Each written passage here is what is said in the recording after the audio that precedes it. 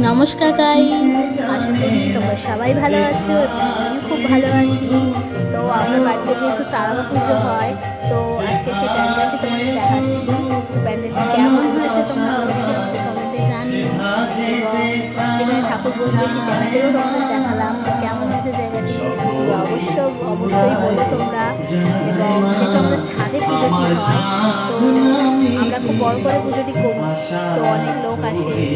তো তোমরা দেখো। তো আমি তো পুজোর ভিডিও আপলোড করে দেবো, খুব তাড়াতাড়ি করবো পুজোর ভিডিও আপলোড। তোমরা দেখে নিও পুজোর ভিডিওটি এবং কমেন্টে বলো যে কেমন হয়েছে। এবার দেখতে পাচ্ছ তোমরা যে এটা এখানে ঠাকুর বসবে, তারামা ঠাকুর এবং বামদেব ঠাকুর। তোমরা দেখো কি সুন্দর লাগছে, তোমরা নিশ্চয়ই ভালো লাগছে।